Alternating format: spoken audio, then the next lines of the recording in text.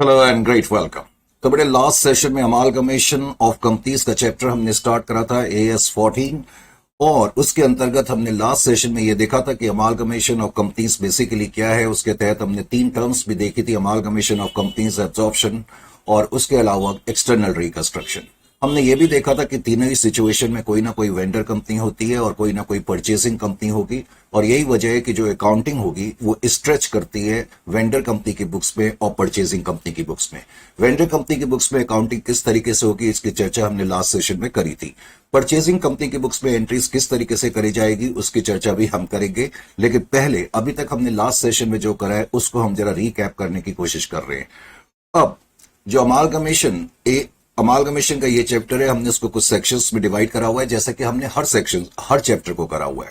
तो सेक्शन 1 का मैंने पहले 1.2 क्वेश्चन लिया, 1.1 नहीं लिया मैंने, उसको आप खुद करेंगे। मैंने 1.2 क्वेश्चन लिया। ये कॉन्सेप्ट क्वेश्चंस हैं। आपको थोड़ा सा पेशेंस दिखाना होगा इस चैप्टर पे कंप्लीट और फॉर्मेडेबल कमांड हासिल करने के लिए। करेक्ट, ये मैं पहले ही कह चुका हूं। एकदम से डायरेक्टली स्ट्रेट वे क्या बोलते हैं टफर क्वेश्चन पे नहीं आएंगे, पहले अपने कॉन्सेप्ट्स को मजबूत करने की कोशिश करेंगे। Let's have a look over this particular question. याद रखें AS14 में जो बैलेंस शीट बनती है, क्योंकि AS14 एग्जिस्टिंग अकाउंटिंग स्टैंडर्ड है और एग्जिस्टिंग अकाउंटिंग स्टैंडर्ड के अंतर्गत हम जो बैलेंस शीट बनाते हैं वो डिवीजन 1 के तहत बनाते हैं। इसीलिए पहले हम इक्विटी एंड लायबिलिटीज यहां पर लिख रहे हैं। तो इक्विटी एंड लायबिलिटीज के अंदर ये जो बैलेंस शीट आपको पहले तो दी हुई है, स्टॉप लिमिटेड नाम की कंपनी की बैलेंस शीट है। हम बाद में देखेंगे कि स्टॉप लिमिटेड को स्टार्ट लिमिटेड नाम की कंपनी ने टेक ओवर कर लिया है, हम बाद में अभी देखेंगे, अभी लिखा नहीं हुआ है। तो ये जो बैलेंस शीट है बेसिकली वेंडर कंपनी की बैलेंस शीट है। वेंडर कंपनी की बैलेंस शीट में इक्विटी एंड लायबिलिटी साइड में पहला आइटम शेयर होल्डर्स फंड है, उसके अंतर्गत भी पहला आइटम शेयर कैपिटल है। शेयर कैपिटल में इनके 10,000 इक्विटी शेयर हैं, 100 रुपए के हिसाब से 10 लाख। उसके अलावा रिजर्व एंड सरप्लस है। याद रखो एग्जिस्टिंग अकाउंटिंग स्टैंडर्ड में हम अदर इक्विटी वर्ड यूज नहीं करते हैं, हम सिर्फ reserve and surplus he use करते हैं। रिजर्व एंड सरप्लस के अंदर दो आइटम तुम्हें दिए हुए हैं, प्रॉफिट एंड लॉस अकाउंट और जनरल रिजर्व, 30,000 और 3,70,000। उसके अलावा नॉन करंट लायबिलिटीज है। नॉन करंट लायबिलिटीज के अंदर आपको लॉन्ग टर्म बोरोइंग्स दी हुई है और लॉन्ग टर्म बोरोइंग्स जो है वो 12% डिवेंचर्स के रूप में दी हुई है, 1,50,000 की। उसके अलावा करंट लायबिलिटीज के अंतर्गत आपको ट्रेड पेबल गिवन है क्रेडिटर्स के रूप में 2,10,000 के। बिल्स पेबल मैंने लिखा है लेकिन बिल्स पेबल का कोई अमाउंट नहीं दिया हुआ है। तो सिर्फ 12% डिवेंचर्स और क्रेडिटर्स, ये दो लायबिलिटी है इस कंपनी की। वेंडर कंपनी की बुक्स में जब आप अकाउंटिंग करेंगे तो आपको बहुत ध्यान रखना होगा कि जो वेंडर कंपनी है उसकी लायबिलिटीज कौन कौन सी हैं। तो हमने अच्छी तरह से नोट कर लिया कि जो वेंडर कंपनी है उसकी दो लायबिलिटीज है, डिवेंचर्स और क्रेडिटर्स। करेक्ट। अब हम एसेट साइड की तरफ बढ़ते हैं। अब जहां तक सवाल है एसेट साइड की तरफ बढ़ने का, तो एसेट साइड में हमने सबसे पहले तो क्या नोट करा, non current assets. Non current assets के अंतर्गत एक तो प्रॉपर्टी प्लांट एंड इक्विपमेंट आपको दिया हुआ है। प्रॉपर्टी प्लांट एंड इक्विपमेंट के अंदर भी tangible fixed asset land and building के रूप में आपको गिवन है 3 लाख के और प्लांट एंड मशीनरी के रूप में आपको गिवन है 6,70,000 के। उसके अलावा प्रॉपर्टी प्लांट एंड इक्विपमेंट के तहत आपको इंटेंजिबल एसेट गुडविल के रूप में मौजूद है और गुडविल जो है वो 50,000 की है। उसके अलावा अदर नॉन करंट एसेट्स दिए हुए। अदर नॉन करंट एसेट, देखो प्रॉपर्टी प्लांट एंड इक्विपमेंट के नॉन करंट एसेट के अंदर कई चीजें आ सकती है। प्रॉपर्टी प्लांट एंड इक्विपमेंट आ सकता है, नॉन करंट इन्वेस्टमेंट आ सकती है, डेफर्ड टैक्सेस आ सकते हैं, लोन्स एंड एडवांसेस आ सकते हैं और अदर नॉन करंट एसेट आ सकते हैं। अदर नॉन करंट एसेट के अंदर बेसिकली हम वैल्यूलेस आइटम रिप्रेजेंट करते हैं, जैसे प्रिलिमिनरी एक्सपेंस है, अंडर राइटिंग कमीशन है, discount on issue of shares है, वगैरह वगैरह। तो इस केस में आपको प्रिलिमिनरी एक्सपेंसेस गिवन है। आपको याद होगा कल के डिस्कशन में मैंने बताया था कि जो प्रिलिमिनरी एक्सपेंसेस है वो वैल्यूलेस आइटम है। अब उसके अलावा जो दूसरी हेडिंग है वो है करंट एसेट। करंट एसेट के अंदर एक तो करंट इन्वेस्टमेंट है, लेकिन इस क्वेश्चन में कोई करंट इन्वेस्टमेंट नहीं है। उसके अलावा इन्वेंट्रीज है, स्टॉक 4,50,000, ट्रेड रिसेबल डेटर्स 2,50,000 और कैश एंड कैश इक्विवेलेंट के तहत बैंक का बैलेंस आपको दिया हुआ है। तो सबसे पहले तो आपने दो तीन चीजों को ध्यान में रखना है जब भी आप क्वेश्चन सॉल्व करेंगे कि वेंडर कंपनी की लायबिलिटीज कौन कौन सी है, नंबर 1, और क्या वेंडर कंपनी की एसेट साइड में कोई वैल्यूलेस आइटम तो नहीं है। तो इस चीज का आपको ख्याल करना होगा। तो इस केस में यहां पर एक वैल्यूलेस आइटम है 10,000। याद रखें कि परचेजिंग कंपनी हमारे सिर्फ और सिर्फ एसेट ले सकती है और लायबिलिटी ले सकती है, उसके अलावा वो कोई भी चीज नहीं ले सकती है। अब हम थोड़ा सा आगे की तरफ बढ़ेंगे। आगे इस क्वेश्चन में क्या कहता है, कहते हैं कि जो स्टार्ट लिमिटेड नाम की कंपनी है, स्टार्ट लिमिटेड नाम की कंपनी ने हमारे बिजनेस को ले लिया। Start limited took over the business of stop limited. तो इसका मतलब ये एब्जॉर्प्शन का केस है, क्योंकि एक एग्जिस्टिंग कंपनी स्टार्ट लिमिटेड ने इसको ले लिया, स्टॉप लिमिटेड नाम की कंपनी को टेक ओवर कर लिया। क्वेश्चन ये भी कहता है कि एक्सेप्ट कैश एट बैंक, इसका मतलब जितने भी एसेट हैं उसमें हमने कैश एट बैंक को नहीं लिया है। तो आपको अपने दिमाग में ये रखना होगा कि कौन सा एसेट है जिसको नहीं लिया गया है। हालांकि हमें वैसे बाकी दूसरे एसेट्स की चिंता नहीं करनी है, बेसिकली चिंता हमें बैंक की करनी है। मैंने बताया था क्यों, क्योंकि जितने भी एसेट्स होंगे चाहे वो लिए जाए या ना लिए जाए, उनको हमने रियलाइजेशन में पोस्ट करना ही होता है। लेकिन बैंक को हम रियलाइजेशन अकाउंट में तभी पोस्ट करते हैं अगर उसको लिया जाएगा, बैंक या कैश को। इस क्वेश्चन में लिखा हुआ है कि कैश एट बैंक को नहीं लिया गया है, तो इसको इसलिए मैं बैंक बैलेंस को रियलाइजेशन अकाउंट की डेबिट साइड में पोस्ट नहीं करूंगा, मैं उसको कैश अकाउंट में बैलेंस ब्रॉट डाउन के रूप में लिख दूंगा, कैश या बैंक अकाउंट की डेबिट साइड में लिख दूंगा बैलेंस ब्रॉट डाउन। क्वेश्चन में लिखा है कि परचेजिंग कंपनी ने स्टार्ट लिमिटेड ने स्टॉप लिमिटेड को लिया, लेकिन कैश एट बैंक को नहीं लिया और 12% डिवेंचर्स को भी उन्होंने नहीं लिया है। यह भी आपको नोट करने वाला पॉइंट है कि उन्होंने 12% डिवेंचर्स को नहीं लिया। अब इस केस में जो वेंडर कंपनी है उसकी दो लायबिलिटी है, दो लायबिलिटी में से एक लायबिलिटी के बारे में बताया जा रहा है कि उसको नहीं लिया गया, तो इसका मतलब बाकी जितने भी लायबिलिटी हैं उनको ले लिया है।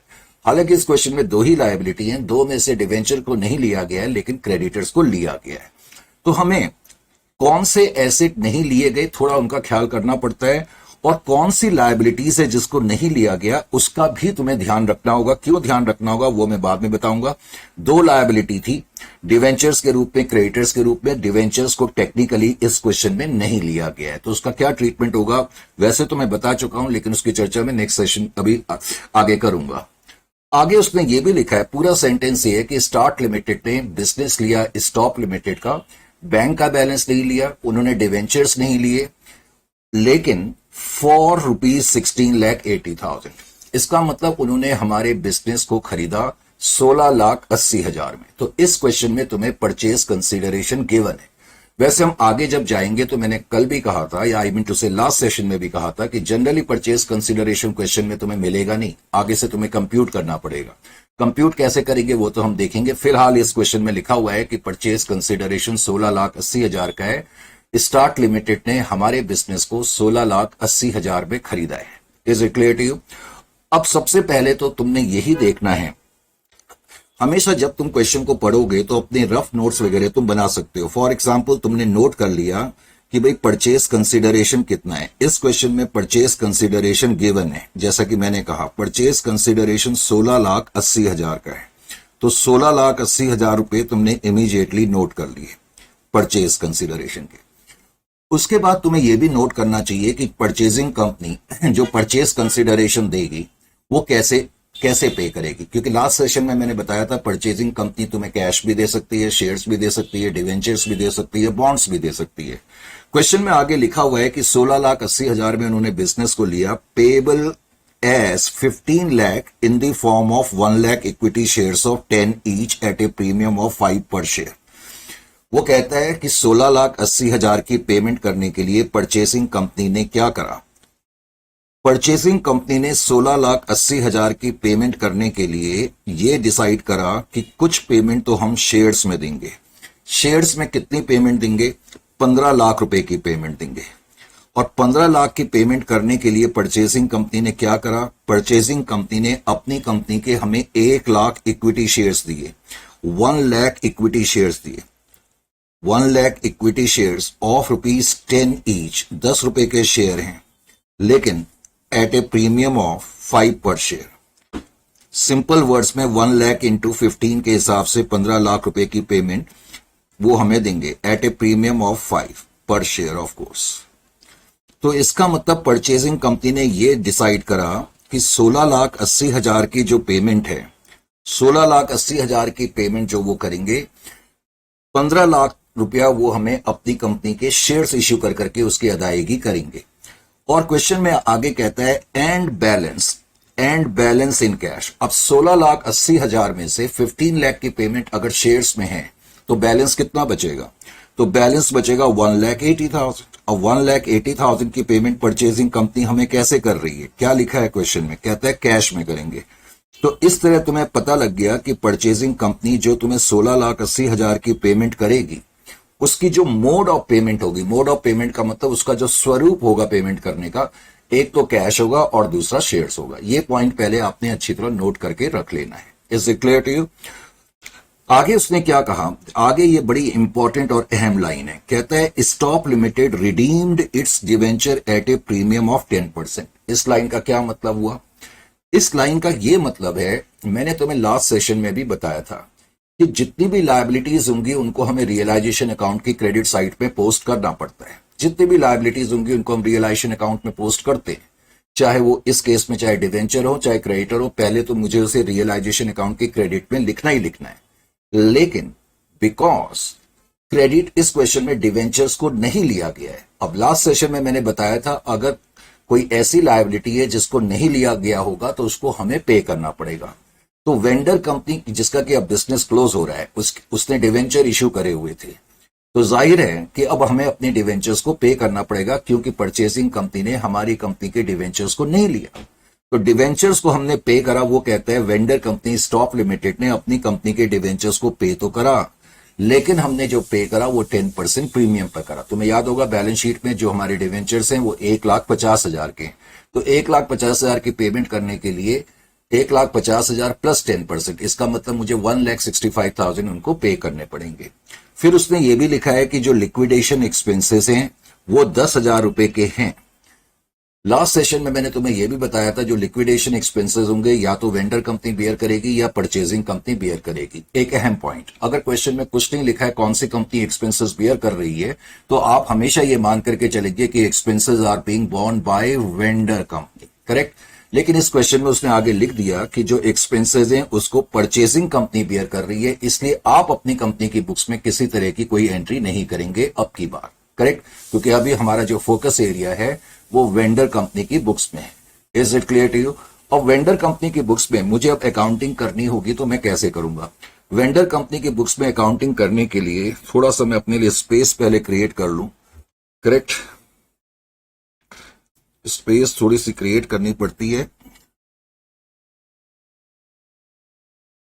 क्योंकि अगर मैं व्यू छोटा करूंगा तो आपको फिर देखने में प्रॉब्लम होगी। ओहो, ये क्या आ गया? न्यू टैब कहां से आ गई बापा? हाँ जी, लीजिए, ये 1.2 क्वेश्चन है। तो सबसे पहले तो अब मैं वेंडर कंपनी की बुक्स में अकाउंटिंग करूंगा। वेंडर कंपनी की बुक्स में अकाउंटिंग करने के लिए मुझे क्या करना होगा, लास्ट सेशन में भी मैंने आपको वैसे बताया था। सबसे पहले तो ऑफकोर्स हम लिखेंगे बुक्स ऑफ वेंडर कंपनी। वैसे तो मैंने क्वेश्चन आपके लिए सॉल्व करा हुआ है, आप सिर्फ यहां पर देखें, बुक्स ऑफ वेंडर कंपनी। अब बुक्स ऑफ वेंडर कंपनी, चाहे तो आप वेंडर कंपनी का नाम लिख लें। वेंडर कंपनी का नाम स्टॉप लिमिटेड है। Books of vendor company, vendor company की बुक्स में एंट्रीज करने के लिए मुझे क्या करना होगा? लास्ट सेशन में मैंने आपको क्या बताया था, फटाफट बताएं। और मैंने सेस का बटन ऑन कर दिया है, फटाफट मैसेज आने चाहिए, करेक्ट। जयपुर से पहला मैसेज है, बिल्कुल ठीक। वो कहता है सर फटाफट अकाउंट बनाओ, निखित, अगर मैंने सही पढ़ा है तो बिल्कुल ठीक। सबसे पहले मैं कौन सा लेजर अकाउंट बनाऊंगा? तो सबसे पहले तो मैंने लेजर अकाउंट बनाया, लेकिन बुक्स ऑफ वेंडर कंपनी में जब आप अकाउंटिंग करेंगे तो थोड़ा सा ये ध्यान रख लेना कि सबसे पहले, वैसे तो अभी मैं आपको तरीके से उसकी प्रेजेंटेशन कैसे होगी वो मैं दिखाऊंगा, क्योंकि मैंने आपको क्वेश्चन सॉल्व करा हुआ है, करेक्ट। तो सबसे पहले तो आप नोट कर लें कि परचेज कंसिडरेशन 16,80,000। फिर स्टेप नंबर 2 में आप लिख लें कि मोड ऑफ पेमेंट क्या है। शेयर्स में 15 लाख और कैश में 1,60,000। ये 2 पॉइंट नोट करने के बाद फिर आप लेजर अकाउंट्स बनाएंगे। अब जैसे कि लास्ट सेशन में मैंने बताया था कि एक तो वेंडर कंपनी की बुक्स में हम परचेजिंग कंपनी का अकाउंट बनाएंगे, तो मैंने लिखा परचेजिंग कंपनी अकाउंट। ये मैंने परचेजिंग कंपनी अकाउंट लिख दिया। एक तो मुझे परचेजिंग कंपनी का अकाउंट बनाना ही बनाना है, तो परचेजिंग कंपनी का अकाउंट मैंने बनाया, करेक्ट। परचेसिंग कंपनी के अलावा फिर मुझे एक रियलाइजेशन अकाउंट बनाना ही पड़ेगा, तो मैंने रियलाइजेशन अकाउंट बनाया, रियलाइजेशन अकाउंट। ये मैंने रियलाइजेशन अकाउंट बना दिया। Is it clear to you? अब रियलाइजेशन अकाउंट बनाने के लिए ये मैंने यहां तक स्ट्रेच कर लिया। रियलाइजेशन अकाउंट के अलावा जैसा कि लास्ट सेशन में मैंने तुम्हें बताया था कि हमें एक तो कैश बैंक अकाउंट बनाना पड़ेगा, तो कैश बैंक अकाउंट मैंने बनाया, एक तो कैश बैंक अकाउंट मैंने बनाया। Is it clear to you?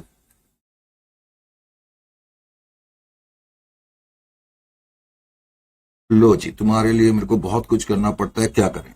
एक कैश बैंक अकाउंट भी मैंने बना लिया। कोशिश करें कि आप इसी ऑर्डर में अकाउंट्स बनाएं, हालांकि ऐसा कोई रूल नहीं है कि इसी ऑर्डर में आपने अकाउंट्स बनाने। Correct, cash bank account. ये जो मैं पैनल पे लिख रहा हूं ना, ये बहुत बड़ा पैनल है और लिखने के लिए कभी इधर झुकना पड़ता है, कभी इधर झुकना पड़ता है। प्रॉब्लम ये होती है, इसलिए आपको ऐसा लग रहा होगा। उसके अलावा फिर मैंने एक शेयर होल्डर्स अकाउंट यहीं पर बना लिया, शेयर होल्डर्स अकाउंट। आजकल ये सब डिजी बोर्ड्स होते हैं। अब एक जमाने में हम बोर्ड्स में पढ़ाते थे तो हमको बोर्ड्स में पढ़ाने में ज्यादा मजा आता था, लेकिन अब वही है कि ब्लैक एंड व्हाइट पुरानी जो पिक्चरें होती है वो कितनी भी अच्छी क्यों ना हो, लोग उसको देखना पसंद नहीं करते आजकल, जब से कलर मूवीज का जमाना आ गया है। इसी तरह टीचिंग में भी। तो एनीवे, आजकल बच्चों को इसी तरह का पसंद है, तो उसी हिसाब से हमें भी मूव करना पड़ता है। सबसे पहले तो आप क्या करेंगे, थोड़ा याद करने की कोशिश करें। आइए, पहले लायबिलिटी साइड दी है तो लायबिलिटी साइड के रूल्स याद करने की कोशिश करो। लायबिलिटी साइड को क्लोज करने के लिए सबसे पहले तो मुझे बताओ, जो शेयर कैपिटल है उसको मैं कहां लिखूंगा। सर फटाफट इसको आप लिख दें शेयर होल्डर अकाउंट में। बिल्कुल ठीक, तो शेयर होल्डर्स अकाउंट में मैंने लिखना शुरू करा। शेयर होल्डर्स अकाउंट में मैंने लिखा by share capital. Share capital account में बैलेंस कितना है, पहले तो आप इसको अच्छी तरह से नोट करें। शेयर कैपिटल अकाउंट में 10 लाख रुपए हैं, तो 10 लाख रुपए आप सीधा शेयर होल्डर अकाउंट की क्रेडिट साइड में लिखते हैं। ये 10 लाख मैंने यहां पर लिख दिए। उसके अलावा नेक्स्ट आइटम जो है वो रिजर्व्स है। मैंने आपको बताया था रिजर्व्स 3 तरीके के हो सकते हैं। स्पेसिफिक रिजर्व, इस क्वेश्चन में कोई स्पेसिफिक रिजर्व नहीं है, जैसे कि provision for doubtful debts, provision for depreciation. अगर होते तो मैं उनको रियलाइजेशन अकाउंट के क्रेडिट में लिखता।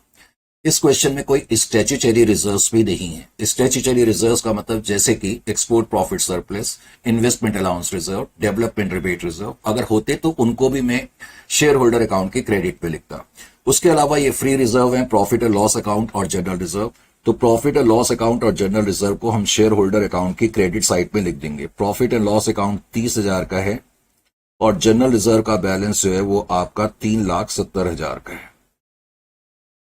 बहुत ही इजी और आसान, कोई मुश्किल नहीं है। उसके अलावा फिर आपकी 2 लायबिलिटी है। अब आपको याद होगा मैंने आपको बताया था कि जितनी भी लायबिलिटीज हैं, चाहे उनको टेक ओवर करा जाए या ना करा जाए, इसीलिए मैं इतना स्ट्रेस इस लास्ट सेशन से ही करता चला आ रहा हूं, चाहे उनको लिया जाए या ना लिया जाए, आपने रियलाइजेशन अकाउंट के क्रेडिट में तो उनको लिखना ही लिखना है। तो जो 12% डिवेंचर्स हैं उनको पहले तो आप रियलाइजेशन अकाउंट के क्रेडिट में लिखो। भले ही डिवेंचर्स को नहीं लिया गया है, उससे कोई फर्क नहीं पड़ता, पहले तो मुझे उसको रियलाइजेशन अकाउंट में लिखना ही लिखना है। पहले मुझे उसको रियलाइजेशन अकाउंट में लिखना ही लिखना है। Is it clear to you? तो 12% डिवेंचर, 12% डिवेंचर्स के बाद क्रेडिटर्स हैं।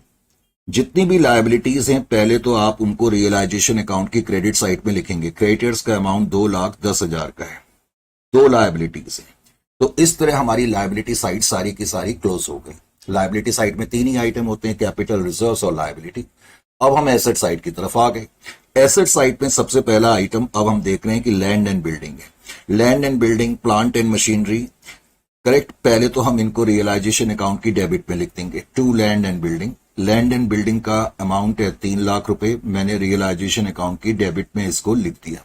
करेक्ट, लैंड एंड बिल्डिंग के बाद प्लांट एंड मशीनरी है, तो प्लांट एंड मशीनरी 6,70,000, इसको भी मैंने यहां पर लिख दिया। Is it clear? उसके अलावा प्रिलिमिनरी एक्सपेंसेस हैं। अच्छा एक मिनट, उसके बाद फिर गुडविल भी दी हुई है। मैंने आपको लास्ट सेशन में बताया था कैश को छोड़ करके, सॉरी वैल्यूलेस एसेट को छोड़ करके जितने भी आइटम होंगे वो सारे एसेट्स होते हैं। एसेट्स के अंदर ना सिर्फ टेंजिबल बल्कि इंटेंजिबल एसेट्स भी इंक्लूड होते हैं, चाहे वो गुडविल हो, पेटेंट हो, ट्रेडमार्क हो। तो गुडविल को भी नॉर्मल तरीके से आप ट्रीट करेंगे, तो गुडविल को भी आप रियलाइजेशन अकाउंट की डेबिट साइड में लिख देंगे। 50,000 रुपए आपने यहां पर लिख दिया। Is it clear? उसके बाद नेक्स्ट आइटम प्रिलिमिनरी एक्सपेंस है। Preliminary expense under writing commission discount on issue of shares का आपने खास ख्याल करना है, करेक्ट। तो मैंने बताया था प्रिलिमिनरी एक्सपेंसेस को हम शेयर होल्डर अकाउंट में या जितने भी वैल्यूलेस आइटम है उनको हम शेयर होल्डर अकाउंट की डेबिट साइड में लिख करके क्लोज करेंगे। तो प्रिलिमिनरी एक्सपेंसेस 10,000 के मैंने शेयर होल्डर्स अकाउंट की डेबिट में लिख करके इनको क्लोज कर दिया। यहां तक कोई प्रॉब्लम मेरे ख्याल से आपको नहीं होनी चाहिए। उसके अलावा फिर जितने भी आइटम है स्टॉक डेटर्स, स्टॉक और डेटर्स को हम रियलाइजेशन अकाउंट में लिखेंगे। जितने भी एसेट्स हैं चाहे उनको लिया गया हो या ना लिया गया हो हमने रियलाइजेशन में लिखना है। वैसे इस क्वेश्चन में सारे एसेट लिए गए हैं कैश को छोड़ करके, करेक्ट। तो स्टॉक जो है वो 4,50,000 का है, तो स्टॉक को मैंने यहां पर लिख दिया 4,50,000। स्टॉक के अलावा फिर यहां पर डेटर्स का अमाउंट आपको गिवन है, तो डेटर्स आप लिखेंगे। डेटर्स का अमाउंट 2,50,000 है, 2,50,000 आपने यहां पर लिख दिया। कैश को छोड़ के जितने भी एसेट है मुझे उनकी चिंता करने की जरूरत नहीं है, चाहे उनको लिया जाए या ना लिया जाए, उनको रियलाइजेशन अकाउंट की डेबिट में आपने लिखना ही लिखना है। Is it clear? लेकिन मैंने लास्ट सेशन में बताया था और आपको वैसे मालूम भी है कि जहां तक कैश या बैंक का सवाल है, कैश या बैंक को मैं यहां तभी लिखूंगा अगर उनको ले लिया होता, लेकिन यहां बैंक को नहीं लिया गया है। यही वजह है कि जो बैंक का बैलेंस है मैं कैश बैंक अकाउंट में लिख दूंगा बैलेंस ब्रॉट डाउन, करेक्ट। तो बैंक को नहीं लिया गया है इसलिए मैंने उसको कैश बैंक अकाउंट में लिखा है, नहीं तो मैं उसको वहीं लिखता। Is it clear to you? अच्छा जी, उसके बाद अब बैलेंस शीट का काम भी आपका पूरा हो गया। लास्ट सेशन में मैंने आपको क्या बताया था? जब बैलेंस शीट का काम पूरा हो जाता है तो मैंने आपको क्या बताया था? मैंने बताया था कि फिर हम परचेज कंसिडरेशन का काम करेंगे। सबसे पहले तो परचेज कंसिडरेशन में ड्यू की एंट्री कहीं रफली नोट कर लूंगा। Purchasing company account debit to realisation account. आपको याद होगा मैंने बताया था कि पहले हम परचेज कंसिडरेशन ड्यू की एंट्री करते हैं, करेक्ट। परचेज कंसिडरेशन 16,80,000 का है। पहले तो ये मैंने ड्यू एंट्री लिखी। अब इस एंट्री को मैं पोस्ट करूंगा तो ये एंट्री परचेसिंग कंपनी और रियलाइजेशन अकाउंट को इफेक्ट कर रही है। पहले तो इस एंट्री का मतलब भी मैंने लास्ट सेशन में आपको बता दिया था कि परचेसिंग कंपनी हमारी डेटर कंपनी है, उसने हमें पैसे देने हैं, इसका मतलब है, और ये हमारे लिए फायदा है, इसलिए हम रियलाइजेशन अकाउंट जो कि नॉमिनल अकाउंट है उसको हम क्रेडिट करते हैं। तो रियलाइजेशन अकाउंट की क्रेडिट साइड पे मैं आया और रियलाइजेशन अकाउंट की क्रेडिट साइड में मैंने लिखा बाय परचेसिंग कंपनी। तुम चाहो तो ब्रैकेट में लिख सकते हो purchase consideration due, PC due. अब परचेज कंसिडरेशन का अमाउंट 16,80,000 है, तो 16,80,000 आप यहां पर लिख देंगे। Is it clear?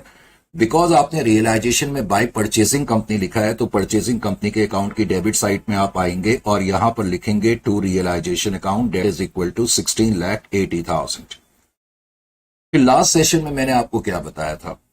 मैंने यह भी बताया था अब आप परचेसिंग कंपनी से पेमेंट रिसीव करेंगे। इस क्वेश्चन में परचेसिंग कंपनी कैश में तुम्हें कितना पैसा दे रही है? 1,80,000 दे रही है, जो हमने शुरुआत में नोट करा था, करेक्ट।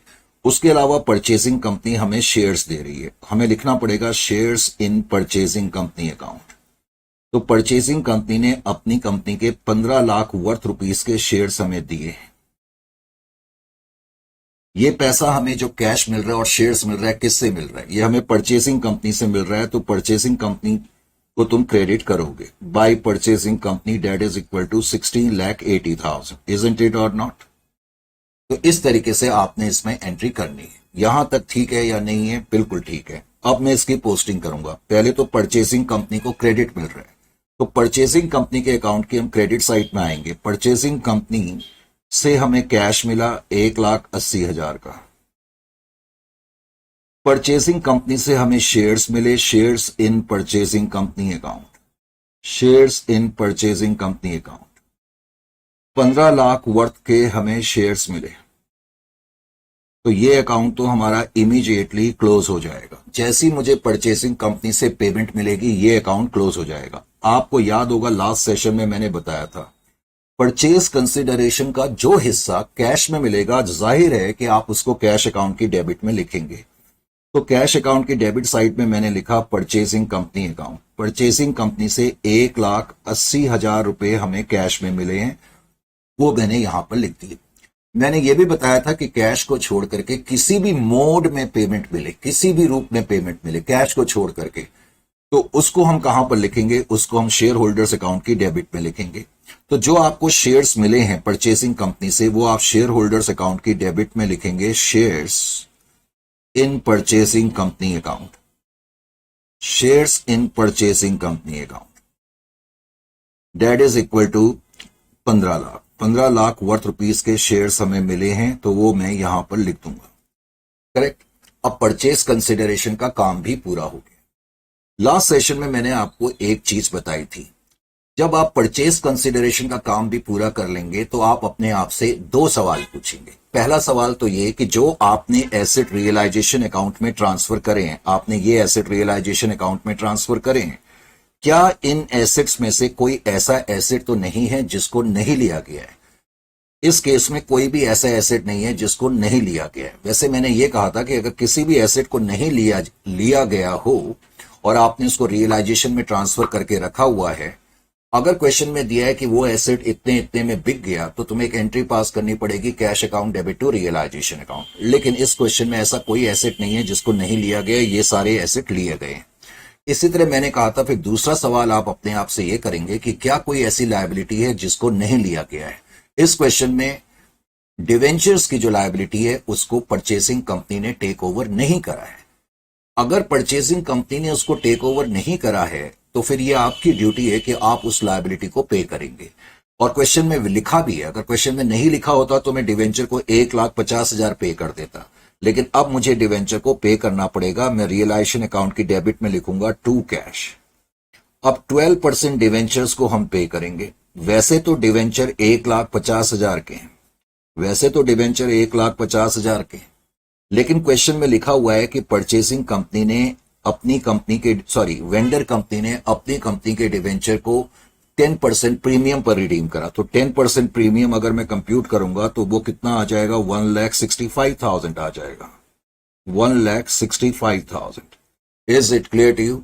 तो यहां मैंने क्या लिखा है, टू कैश लिखा है। इमीडिएटली इसकी पोस्टिंग जो है आप कैश अकाउंट की क्रेडिट में लिखेंगे बाय रियलाइजेशन अकाउंट। क्या लिखेंगे, बाय रियलाइजेशन अकाउंट, 1,65,000। क्या क्वेश्चन में कोई और चीज तो मौजूद नहीं है? इस क्वेश्चन में फिलहाल कोई और चीज मौजूद हमें नजर नहीं आ रही है। अब और कुछ चीज नहीं है तो जाहिर है कि हम दूसरे नंबर पे अब अपने रियलाइजेशन अकाउंट को टैली कर देंगे। अब रियलाइजेशन अकाउंट को टैली करेंगे तो इस क्वेश्चन में क्रेडिट साइड बड़ी है, तो आपकी जो बैलेंसिंग फिगर होगी वो बेसिकली प्रॉफिट होगी। उसको हम लिखेंगे profit transfer to shareholders account.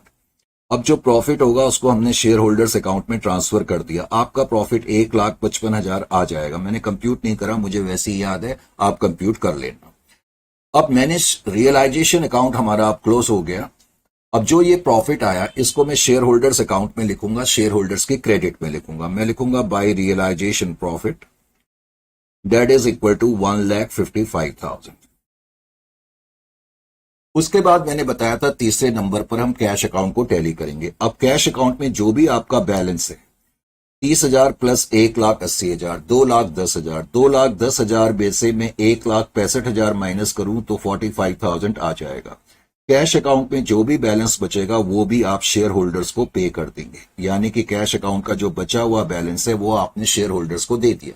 Cash account में आपने बाय शेयर होल्डर्स लिखा है, तो शेयर होल्डर्स अकाउंट की डेबिट साइड में आप क्या लिखेंगे, टू कैश लिखेंगे या नहीं लिखेंगे? सर बिल्कुल लिखेंगे, date is 45,000।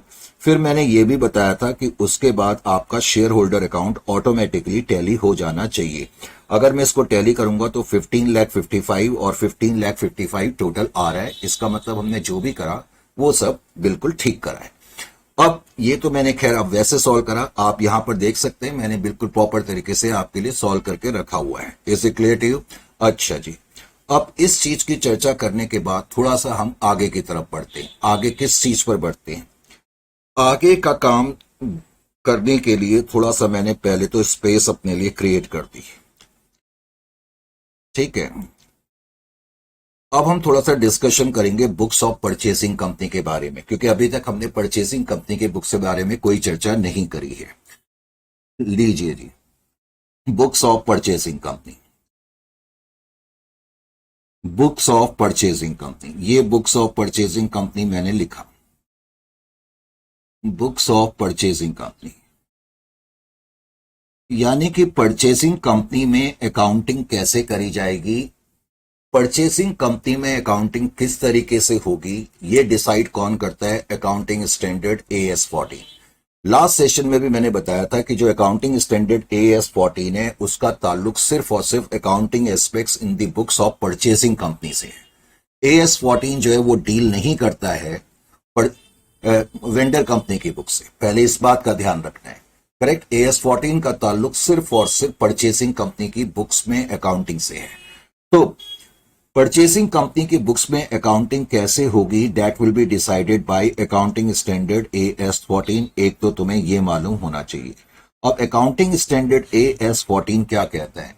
Accounting standard AS14 ये कहता है कि परचेसिंग कंपनी की बुक्स में अकाउंटिंग करने से पहले हमें यह देखना पड़ेगा कि ये जो केस है, यानी कि ये जो क्वेश्चन है या ये जो सिचुएशन है, क्या ये amalgamation in the nature of merger का केस है या amalgamation in the nature of purchase का केस है। यानी कि अकाउंटिंग करने से पहले AS14 ये कहता है कि हमें पहले तो ये देखना पड़ेगा whether it is a case of amalgamation in the nature of merger और whether it is a case of amalgamation in the nature of purchase. तो मुझे ये देखना पड़ेगा पहले तो कि ये amalgamation in the nature of amalgamation in the nature of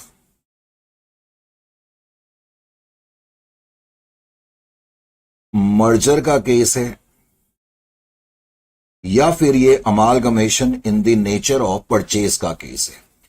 amalgamation in the nature of purchase, in the nature of purchase.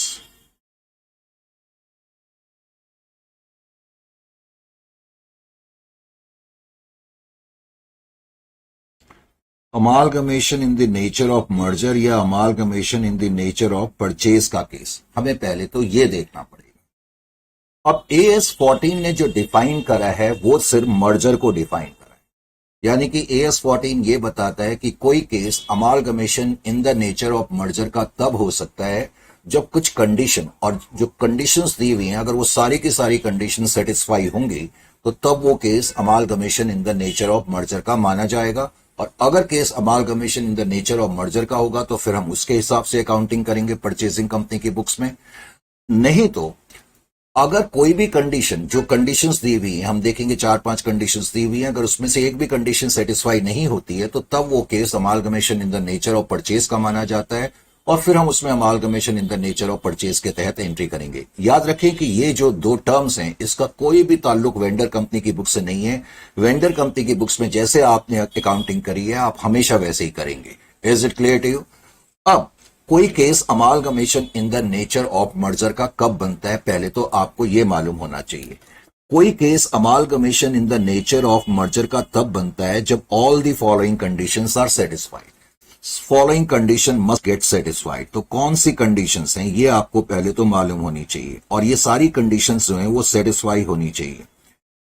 Conditions, कोई case amalgamation in the nature of merger का तब बनेगा when all the following conditions are satisfied. Correct, पहली condition जो है, जो हमें दी हुई है, हालांकि हम इसका यूज कभी भी नहीं कर पाएंगे, ये वैसे हमें दी हुई है लेकिन हम इसका यूज प्रैक्टिकली कभी नहीं कर पाएंगे। उसका रीजन ये है कि क्वेश्चन में इस तरह की बात कभी भी नहीं लिखी होगी। पहले मैं कंडीशन बता दूं फिर मैं जो कहना चाहता हूं वो मैं आपको समझाऊंगा।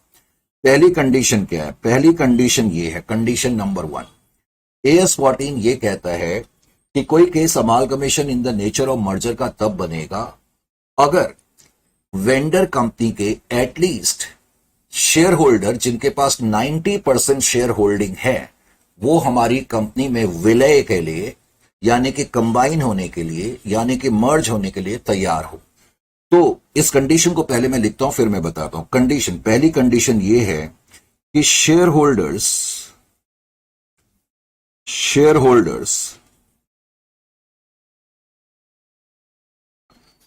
Of vendor company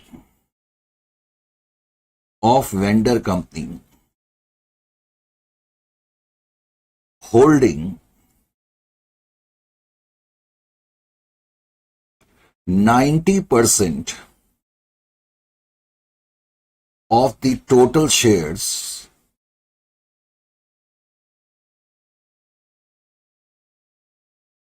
share holders of vendor company holding 90% of the total share holding लिख लो या शेयर्स लिख लो,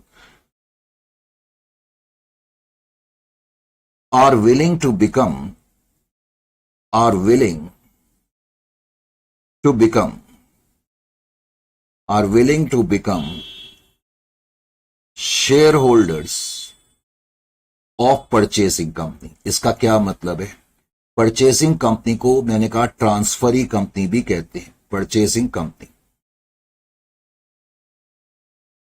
अब पहले तो ध्यान से सुने आप इस पॉइंट का मतलब क्या है, लेकिन मैंने कहा हम प्रैक्टिकली इसको कभी यूज नहीं कर पाएंगे। मान लेते हैं कि कोई कंपनी है, E1 लिमिटेड नाम की कोई कंपनी है, और मान लेते हैं F1 लिमिटेड नाम की कोई कंपनी है। हम मान लेते हैं कि E1 लिमिटेड नाम की कंपनी ने F1 लिमिटेड नाम की कंपनी को टेक ओवर कर लिया, तो ये परचेसिंग कंपनी है और ये वेंडर कंपनी है, करेक्ट। अब मान लेते हैं कि F1 लिमिटेड के अंदर सिंप्लिसिटी के लिए मान लेते हैं कि इसके जो F1 लिमिटेड नाम की कंपनी है, इसके जितने भी शेयर हैं वो केवल 10 लोगों के हाथ में है, करेक्ट। 10 लोगों के हाथ में शेयर है। 1 4 5 6 7 8 9 10 10 लोगों के हाथ में इसके टोटल शेयर्स हैं।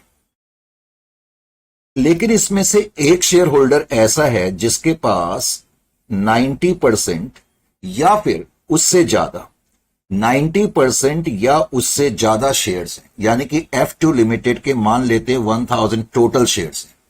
Total number of share issued by F1 limited 1000 है, और 1000 में से मान लेते 90% शेयर यानी कि 900 शेयर या उससे ज्यादा शेयर मान लेते हैं कि इस आदमी के पास है, और मान लेते हैं इसका नाम मिस्टर ए है। तो अब प्रैक्टिकल लाइफ में क्या होता है कि जब दो कंपनी आपस में मर्ज होती हैं या फिर जब कोई कंपनी दूसरी कंपनी को टेक ओवर करती है, तो एकदम से तो टेक ओवर या मर्जर नहीं हो जाता ना। जिस कंपनी को खास तौर से टेक ओवर करा जा रहा है उस कंपनी के शेयर होल्डर ऐसा हो सकता है कि वो इच्छुक ना हो। मान लेते हैं F1 के शेयर होल्डर कहते हैं नहीं नहीं नहीं, हमें नहीं मर्ज होना इस कंपनी के साथ, या हम नहीं चाहते कि E1 लिमिटेड नाम की कंपनी हमें टेक ओवर कर ले, तो फिर थोड़ी मर्जर हो सकता है या एब्जॉर्प्शन हो सकता है, नहीं हो सकता। यानी कि शेयर होल्डर्स की जो राय होनी चाहिए वो पॉजिटिव होनी चाहिए, तभी ये पॉसिबिलिटी हो सकती है। नंबर 1, मैंने अभी क्या बताया, सपोज ये कंपनी इस कंपनी को टेक ओवर कर रही है और इस कंपनी के टोटल ऐसे शेयर होल्डर जिनके पास 90% शेयर्स हैं, अगर वो इच्छुक हैं हमारी कंपनी के शेयर होल्डर बनने के, क्योंकि वो अब हमारी कंपनी के शेयर होल्डर बन जाएंगे। क्यों बनेंगे? क्योंकि अब हम जब इसको टेक ओवर कर लेंगे तो इस कंपनी का अस्तित्व तो खत्म हो जाएगा ना, तो इसका मतलब अभी हमारी कंपनी के शेयर होल्डर होंगे। तो मैं कहना क्या चाहता हूं कि अगर 9 आदमी, ये 9% टोटल 10 लोग हैं, 10 में से 9 लोग अगर मना भी कर दें और केवल इकलौता मिस्टर ए ये कहे यस आई एम रेडी, तो तब भी ये कंडीशन सेटिस्फाइड मानी जाएगी।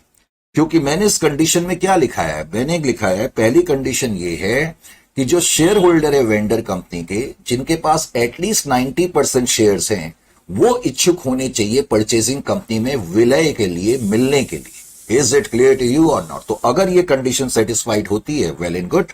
तो मैंने कहा 5 कंडीशन, लेकिन मैंने ये भी कहा कि इस कंडीशन का हम कभी भी क्वेश्चन में यूज नहीं कर पाएंगे। यानी कि जब हम क्वेश्चन पढ़ते हैं तो इस तरह की लाइन कभी नहीं लिखी होगी कि भाई कितने परसेंटेज ऑफ शेयर होल्डर हमारी कंपनी में मिलने के लिए तैयार है या नहीं है, लेकिन थ्योरेटिकली भी हमें पढ़ना पड़ता है, तो हमें यह चीज मालूम होनी चाहिए। Is it clear to you? तो एक कंडीशन तो ये है, लेकिन मैंने कहा ये कंडीशन हम यूज नहीं कर पाएंगे ये परखने के लिए कि amalgamation in the nature of merger का केस है या परचेज का। कौन सी कंडीशंस होंगी जिनको हम यूज करेंगे वो मैं खुद ही बताऊंगा। दूसरी कंडीशन ये है, कंडीशन बी, कि परचेसिंग कंपनी जो है वो वेंडर कंपनी के सारे एसेट और लायबिलिटी एग्जिस्टिंग फॉर्म में लेंगे। एग्जिस्टिंग फॉर्म का वैसे मतलब होता है सिंपल वर्ड्स में बुक वैल्यू में लेंगे, यानी कि आपकी बैलेंस शीट में जितने भी एसेट और लायबिलिटी है हम उनको वैसे का वैसा ही ले लेंगे। तो सेकंड कंडीशन ये है, all the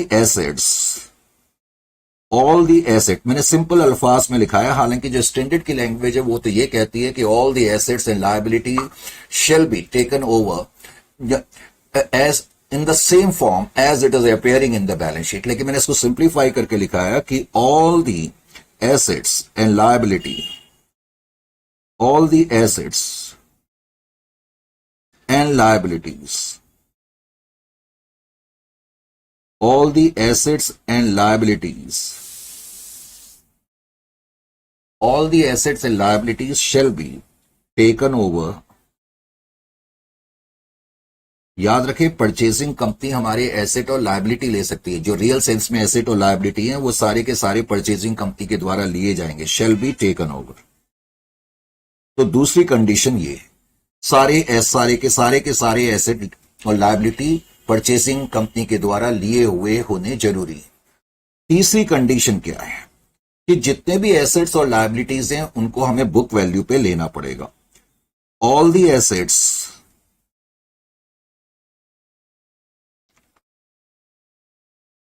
and liabilities shall be taken over at existing value, यानी कि at book values। करेक्ट। वैसे ये एक ही कंडीशन है, उसको मैंने दो में डिवाइड कर दिया, यानी कि परचेजिंग कंपनी सारे एसेट्स और लायबिलिटी लेगी और बुक वैल्यू पे लेगी।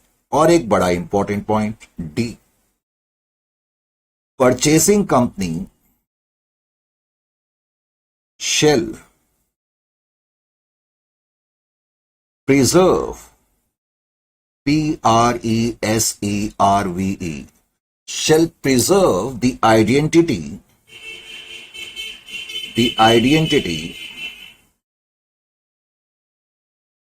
of all the reserves, of all the reserves,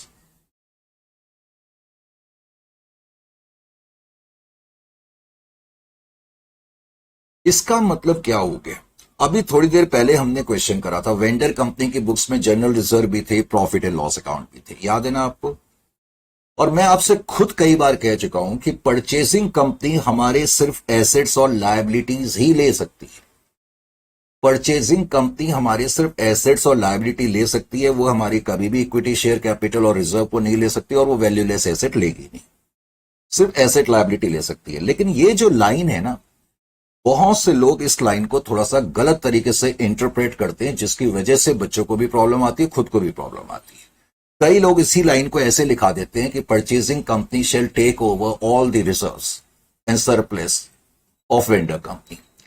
अब अभी जो हमने क्वेश्चन करा, इस क्वेश्चन में वेंडर कंपनी का जो प्रॉफिट एंड लॉस अकाउंट था और जो जनरल रिजर्व था, वो तुमने कहां पोस्ट करा था? वो तुमने शेयर होल्डर अकाउंट की, ये यहां पर दिख भी रहा है, ये शेयर होल्डर अकाउंट की क्रेडिट साइड में आपने पोस्ट करा रहा है।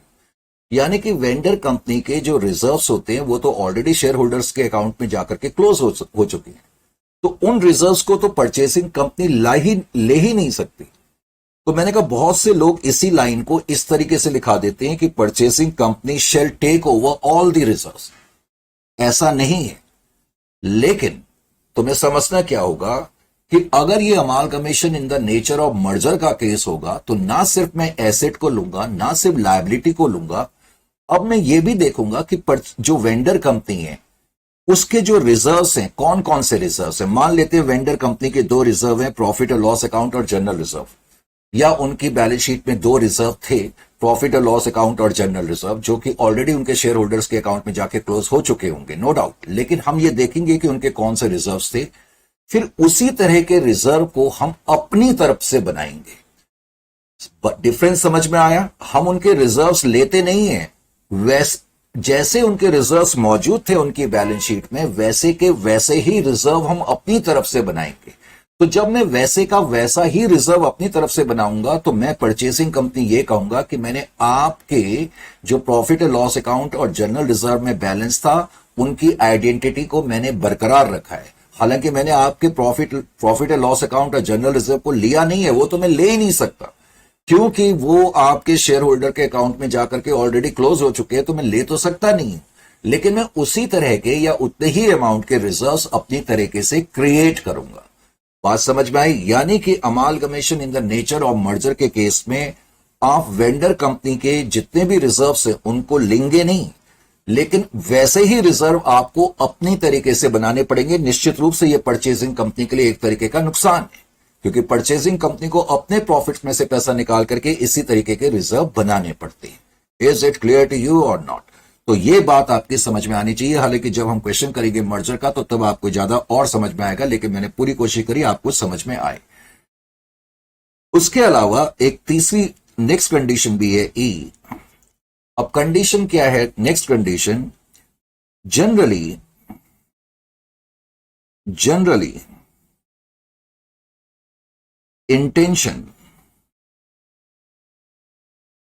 इंटेंशन ऑफ परचेसिंग कंपनी, यानी कि जब परचेसिंग कंपनी वेंडर कंपनी को ले रही है तो परचेसिंग कंपनी की इंटेंशन क्या है? Generally intention of purchasing company is to continue same line of trade, is to continue same line of trade, यानी कि आप जिस लाइन ऑफ ट्रेड में थे हम उसी लाइन ऑफ ट्रेड को कंटिन्यू रखेंगे कम से कम आने वाले 4-5 सालों के लिए। समझ में आया? अब आपके लेवल पे ये देखने के लिए कि question amalgamation in the nature of merger का है या परचेज का, आप कौन कौन सी कंडीशन यूज कर पाएंगे? आप केवल कंडीशन बी, कंडीशन सी और कंडीशन बी और सी को यूज करेंगे। और उसके अलावा मैंने कहा था ये दो कंडीशन को मैंने मिलाकर, ये एक ही कंडीशन है, वैसे मैंने अलग अलग करके लिख दिया। अब एक लास्ट कंडीशन अभी मैंने लिखी दी है, पहले मैं उसको लिख दूं फिर मैं चर्चा करता हूं। वैसे हम बी और सी का इस्तेमाल करेंगे और जो लास्ट कंडीशन मैं लिखा रहा हूं उसको इस्तेमाल करेंगे। अब लास्ट कंडीशन क्या है? लास्ट कंडीशन ये है कि जो परचेसिंग कंपनी है वो परचेज कंसिडरेशन डिस्चार्ज जब करेगी, purchase consideration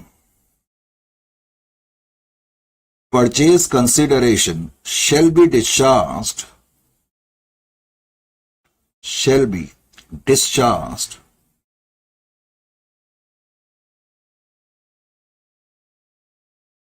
as follows, shall be discharged by purchasing company, ये मैंने परचेसिंग कंपनी लिखा है, as follows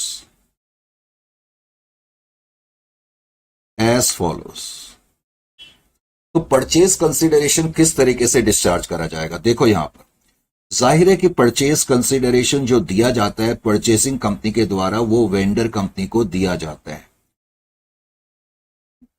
वेंडर कंपनी में भी किसको दिया जाएगा? जो वेंडर कंपनी के ओनर्स हैं। ओनर्स कौन होते हैं? शेयर होल्डर्स होते हैं। शेयर होल्डर्स भी कौन कौन होते हैं? एक तो इक्विटी शेयर होल्डर्स होते हैं और दूसरा प्रेफरेंस शेयर होल्डर्स होते हैं। तो परचेसिंग कंपनी जो परचेज कंसिडरेशन डिस्चार्ज करेगी, जो अमाउंट वो इक्विटी शेयर होल्डर को देगी वो अमाउंट इक्विटी शेयर्स में होना चाहिए, वो अमाउंट इक्विटी शेयर्स में ही होना चाहिए। यानी कि purchasing company will discharge the amount to the equity shareholder in equity shares only. हालांकि इसमें एक छोटी सी कंडीशन और है जो मैं अननेसेसरी कंफ्यूज नहीं करना चाहता। वैसे पूरा रूल ये है कि परचेजिंग कंपनी जब परचेज कंसिडरेशन डिस्चार्ज करेगी तो वेंडर कंपनी के इक्विटी शेयर होल्डर को अपनी कंपनी के इक्विटी शेयर्स ही देगी। हालांकि फ्रैक्शनल शेयर्स के लिए कैश दे सकते हैं, वैसे कैश नहीं देंगे। इक्विटी शेयर्स को हम इक्विटी शेयर्स ही देंगे, लेकिन फ्रैक्शनल शेयर्स के लिए, मान लो अब कोई पॉइंट में आ रहा है कोई चीज, तो उसके लिए हम कैश दे सकते हैं। अदरवाइज जो पेमेंट इक्विटी शेयर होल्डर को होगी वो इक्विटी शेयर्स में ही होगी। इक्विटी शेयर्स, ये मैंने होल्डर्स लिख दिया, एक सेकेंड, इक्विटी शेयर्स में ही हम पेमेंट करेंगे। Is it clear to you और नॉट? ये समझ में आ गई। अब बारी आती है प्रेफरेंस शेयर होल्डर्स को। परचेजिंग कंपनी जब परचेज कंसिडरेशन डिस्चार्ज करेगी वेंडर कंपनी के शेयर होल्डर्स को, ओनर्स को, तो इक्विटी शेयर को तो पेमेंट इक्विटी शेयर्स में ही होनी चाहिए। लेकिन प्रेफरेंस शेयर होल्डर्स को जो पेमेंट है, प्रेफरेंस शेयर होल्डर्स को जो पेमेंट है, परचेसिंग कंपनी कैश में भी कर सकती है, प्रेफरेंस शेयर्स में भी कर सकती है, कैश में भी कर सकती है, प्रेफरेंस शेयर्स में भी कर सकती है, किसी भी रूप में कर सकती है। लेकिन जो इक्विटी शेयर होल्डर्स को पेमेंट होनी चाहिए वो इक्विटी शेयर्स में ही होनी चाहिए। तो मैंने कहा अब हम जब क्वेश्चन पढ़ेंगे आगे से तो हम इन चीजों का ख्याल करेंगे कि खासतौर से जब हम परचेसिंग कंपनी की बुक्स में एंट्री करेंगे तो हम इस चीज को पहले ये देखेंगे कि क्या सारे के सारे एसेट लिए गए हैं, सारी की सारी लायबिलिटी ली गई है, यानी कि हम इस कंडीशन का इस्तेमाल करेंगे। फिर हम देखेंगे कि क्या उनको बुक वैल्यू पे लिया गया है या नहीं लिया गया। और फिर हम तीसरी चीज ये देखेंगे कि जो इक्विटी शेयर होल्डर को पेमेंट मिल रही है क्या वो इक्विटी शेयर्स में मिल रही है या नहीं मिल रही। अगर ये तीनों कंडीशन सेटिस्फाई हो रही हैं, क्योंकि हम इन तीन का ही इस्तेमाल कर पाएंगे, बाकी तो हमें दिया ही नहीं होगा, कंडीशन ए और ई तो क्वेश्चन में कभी भी मौजूद नहीं होगी। तो इन तीन कंडीशन के सहारे हम ये डिसाइड करेंगे कि amalgamation in the nature of merger का केस है या amalgamation in the nature of purchase का केस है। Is it clear to you और नॉट? बात समझ में आ रही है कि नहीं आ रही है? सर बिल्कुल बात समझ में आ रही है, वेरी गुड। अगर बात समझ में आ रही है तो अब मुझे ये बताओ, ये जो क्वेश्चन हमने करा, आपने जरा दोबारा पीछे, अभी मैं आता हूं इस पे और डिस्कशन करने के लिए। मुझे पहले ये बताओ, जो क्वेश्चन अभी अभी हमने ये करा, करेक्ट? अब इस क्वेश्चन में क्या सारे एसेट और लायबिलिटी लिए गए थे? जरा सोच के बताना। दो लायबिलिटी थी, उसमें से एक लायबिलिटी नहीं ली गई, तो इसका मतलब अभी मैंने कहा अगर एक भी कंडीशन वायलेट हो जाती है, अगर एक भी कंडीशन वायलेट हो जाएगी तो फिर तो ये amalgamation in the nature of purchase का केस होगा। यानी कि ये जो क्वेश्चन हमने करा है ये amalgamation in the nature of merger का नहीं है। पहले तो मैंने बताया कि वेंडर कंपनी की बुक्स में जैसे हम अकाउंटिंग करते हैं वैसे ही करेंगे। Amalgamation in the nature of merger या परचेज, ये जो दो टर्म है इनका कोई ताल्लुक नहीं है वेंडर कंपनी की बुक से। पहले तो ये चीज बिल्कुल क्लैरिफाई कर लो, करेक्ट? ये सिर्फ टर्म्स यूज होंगी परचेजिंग कंपनी की बुक्स में एंट्रीज करने के लिए। अब मान लेते हैं मैं इसी क्वेश्चन की एंट्रीज करना चाहता हूं परचेसिंग कंपनी की बुक्स में, जो मैंने करके रखी हुई है, मैं आपको बताता हूं। यहां पर आप देखें, अभी मैं सिर्फ बता रहा हूं, बाद में मैं खुद ही कराया करूंगा। Entries in the books of purchasing company. अब हमें पता लग गया कि ये जो केस है amalgamation in the nature of purchase का केस है। तो amalgamation in the nature of purchase के केस में हम एंट्री कैसे करेंगे? Amalgamation in the nature of merger तो मैंने आपको बता दिया, लेकिन 99.99% जो केस होगा वो हमेशा amalgamation in the nature of purchase का ही होता है। बहुत rarely amalgamation in the nature of merger का केस होगा, करेक्ट? तो बेसिकली आपको एंट्रीज तो यही करनी पड़ेंगी, लेकिन अगर मर्जर का केस होगा तो उसमें छोटे मोटे एक दो चेंज करने पड़ेंगे। वो क्या करने पड़ेंगे मैं खुद ही बताऊंगा। तो ये case amalgamation in the nature of merger का है। तो amalgamation in the nature of merger के केस में जो पहली एंट्री होगी, अब आप अपने आप को पहले तो परचेसिंग कंपनी का अकाउंटेंट समझ लो। आपने एक बिजनेस परचेज करा, याद रखें कि आपने 16,80,000 में बिजनेस परचेज करा। प्रैक्टिकल लाइफ में मैं आपको बता ही चुका हूं कि जब हम किसी एंटिटी को टेक ओवर करते हैं तो पहले उस एंटिटी से हमारा एग्रीमेंट होता है कि हम आपको इतनी पेमेंट देंगे, आपका बिजनेस इतने अमाउंट में खरीदेंगे।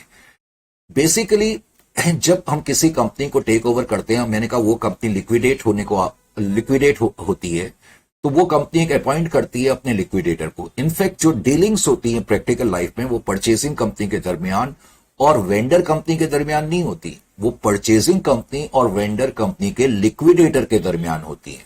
इसीलिए जब आप पहली एंट्री लिखेंगे तो आपकी पहली एंट्री होगी business purchase account debit to liquidator of vendor company account.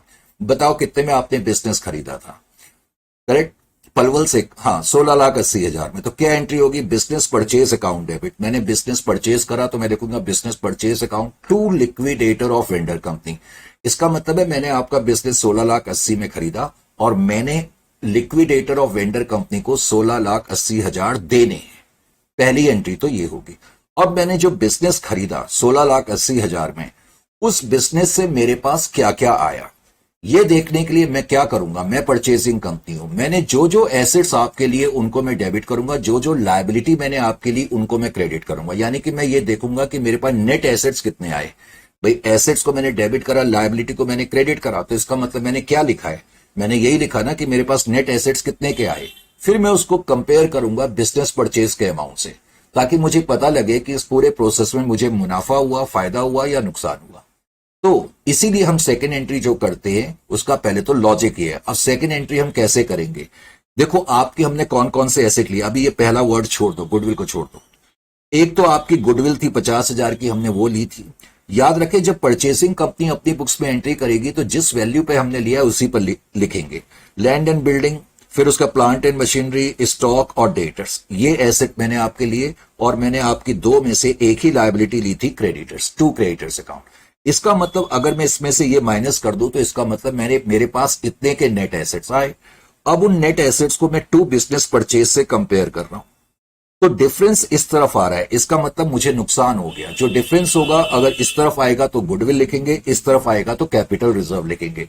अब अगर ये मर्जर का केस होता है नहीं, लेकिन अगर मर्जर का केस होगा तो डिफरेंस क्या होगा कि परचेज के केस में जो डिफरेंस आता है वो हम गुडविल या कैपिटल रिजर्व में डेबिट या क्रेडिट करते हैं। अगर डिफरेंस डेबिट में आता है तो हम गुडविल को डेबिट करते हैं, क्रेडिट में आता है तो कैपिटल रिजर्व को करते हैं। Is it clear to you?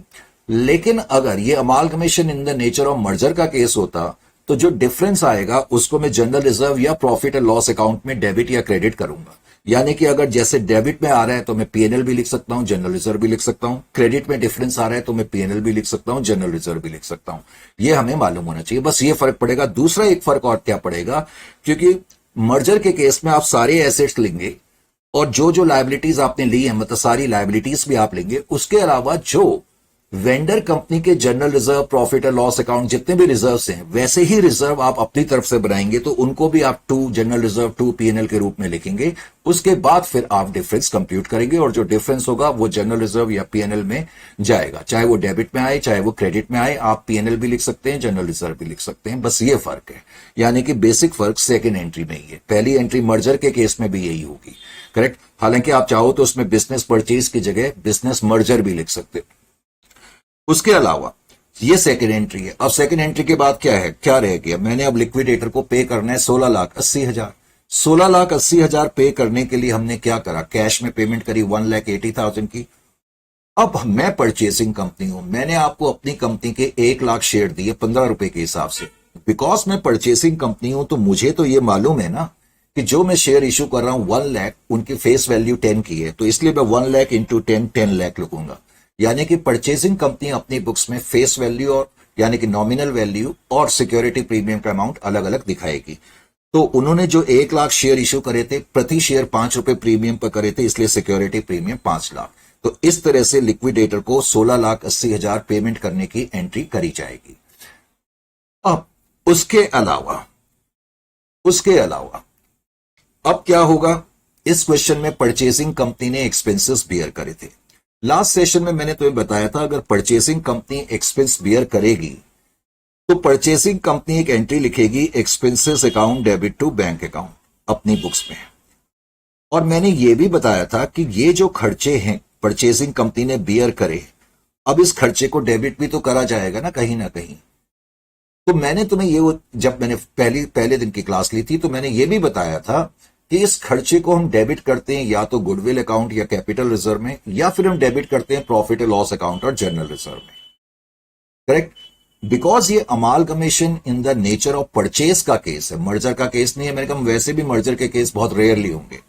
Because ये amalgamation in the nature of purchase का केस है, तो परचेज के केस में सेकेंड एंट्री में गुडविल या कैपिटल रिजर्व आता है। इसमें क्या आया, गुडविल आया है, तो इस खर्चे को फिर आप गुडविल अकाउंट में डेबिट कर देंगे, goodwill account debit to expenses account. अब चाहे तो आप 2 एंट्री लिख सकते हैं जैसे मैंने लिखी है, करेक्ट, ये यहां पर, या फिर अब ये एक्सपेंस आप काट दो तो आपकी एंट्री क्या बच गई, goodwill account debit to bank account, जो मैंने यहां पर लिखी हुई है, goodwill account debit to bank 10,000। Is it clear to you? ये तो है परचेज के केस में कोई प्रॉब्लम नहीं है। अब मैं दोबारा से, तो मैंने इस क्वेश्चन में आपको परचेजिंग कंपनी की बुक्स में थोड़ा सा बताया, अब मैं थोड़ा सा आगे की तरफ आता हूं वापिस लौट करके। लीजिए जी, अब जब हम वापस डिस्कशन कर रहे थे तो अब तुम्हें यह तो पता लग गया कि आप केस को किस तरीके से आप जो है सेग्रीगेट करेंगे कि amalgamation in the nature of purchase का केस है या amalgamation in the nature of merger का केस है, करेक्ट। ये तो आपको पता लग गया। मैंने कहा जो स्टैंडर्ड है उसने डिफाइन करा हुआ है amalgamation in the nature of merger को, परचेज को उसने डिफाइन नहीं करा है। लेकिन परचेज का केस कब बनेगा ये अब आपको पता लग चुका है। कोई केस परचेज का तब बनता है when any of these condition will not be met, correct. If any of these condition will not be met then it will become a case of amalgamation in the nature of purchase.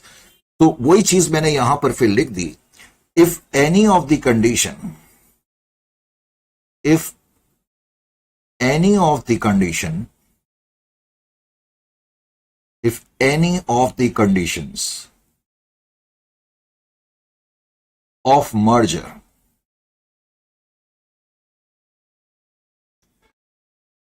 is not met या not fulfilled, then it is considered as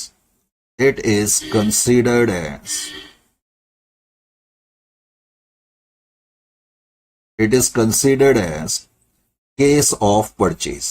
तो तब हम इसको case of purchase बोलते हैं, amalgamation in the nature of purchase. Correct. अच्छा जी, मैंने तुम्हें क्या बताया, जहां तक एंट्रीज का सवाल है वो मैं तुम्हें ऑलरेडी बता चुका हूं कि दोनों ही बुक्स ऑफ सेट्स में पहली एंट्री वही होगी, business purchase account debit to liquidator, business purchase account debit to liquidator. मैंने बताया था कि amalgamation in the nature of merger के केस में आपको यह चीज मालूम होना चाहिए कि जो डिफरेंस आएगा, करेक्ट, सेकेंड एंट्री में जो डिफरेंस आएगा वो तुम कहां ले जाओगे। डिफरेंस बिटवीन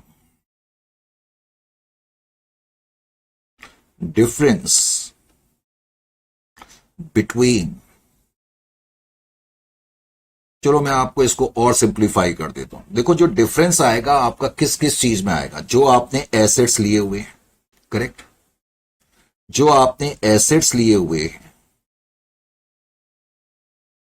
उन एसेट्स को आप डेबिट करोगे सेकेंड एंट्री में, टू लायबिलिटीज को भी करोगे,